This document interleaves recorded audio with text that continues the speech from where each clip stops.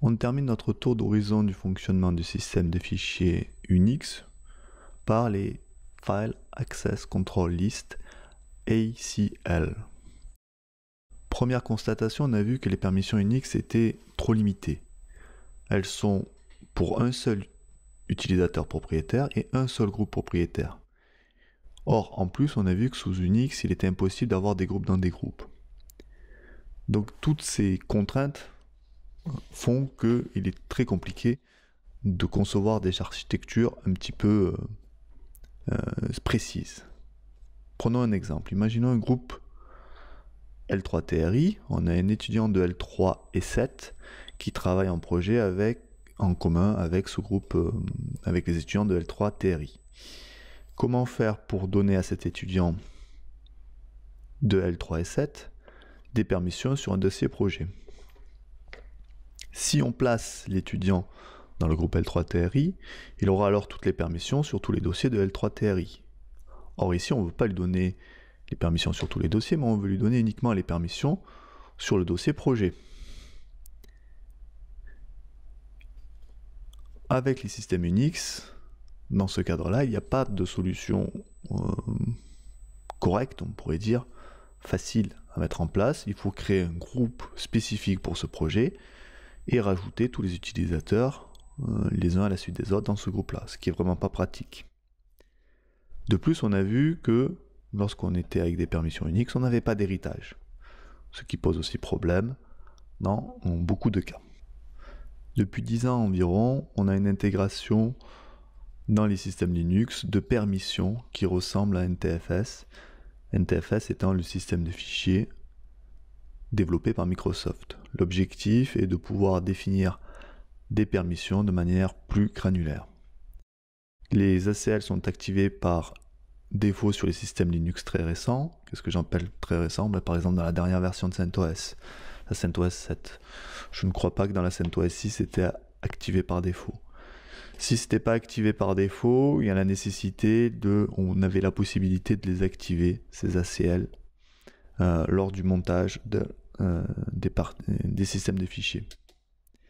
Si on s'intéresse un petit peu aux commandes, première commande classique, ls-l, lorsqu'on va avoir des ACL, on aura un petit plus, on va le voir lors de la démo, qui sera présent en fin de permission, qui nous indiquera qu'il y a des ACL. La commande getFACL, donc getFileACL, et le nom du fichier ou le nom du dossier, setFACL, -m pour modifier, -x pour supprimer, et -d-m pour définir des permissions par défaut, qui vont donc être héritées par tous les dossiers qui sont contenus dans le dossier ou dans le fichier sur lequel on vient de modifier les permissions. Donc on va faire une petite démo pour présenter tout ça. Pour cette rapide démonstration sur les ACL, je me suis identifié sur un système, je suis logué en tant que root, je suis dans un dossier var. Si je tape la commande ls-l que j'aurais pu abréger en ll, je vois que j'ai un dossier projet 1 et que ce dossier projet 1 va avoir des ACL qui ont été placés.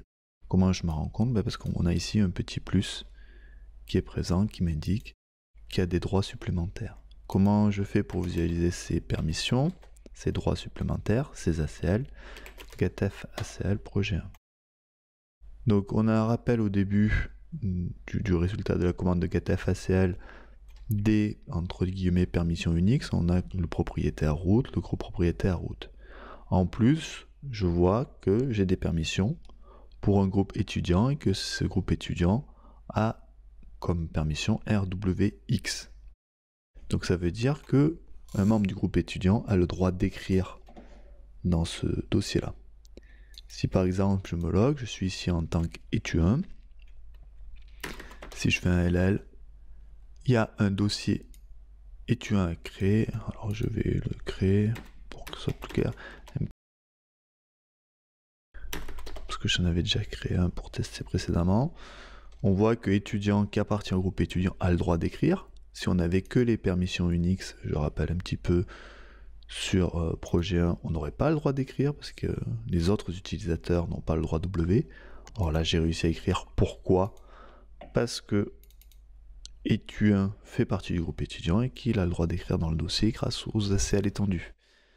On voit de plus qu'on a eu un héritage qui a été propagé, parce que si je fais, d'abord, je vois que j'ai le petit plus qui est toujours présent, et si je fais getFACL dossier étu1B par exemple, on voit que les étudiants ont toujours le droit RWX.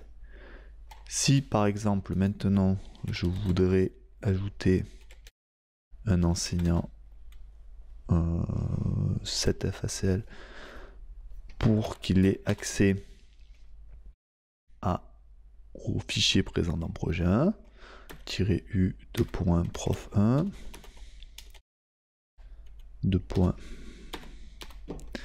.rwx et on va dire projet 1 get.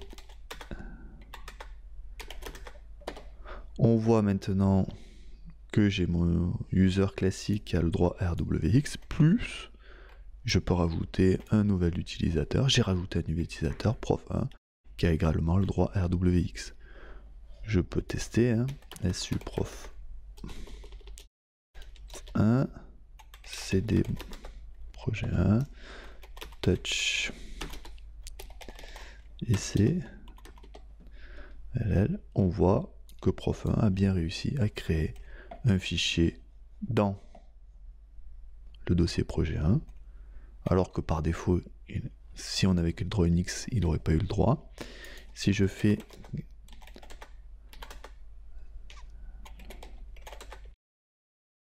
on voit qu'il y a eu un héritage des permissions avec le groupe étudiant, étant donné que prof1 a créé un dossier qui appartient par défaut au groupe étudiant. On avait placé des permissions par défaut. Ce fichier-là a bien les permissions adéquates. Donc voilà pour cette petite démo.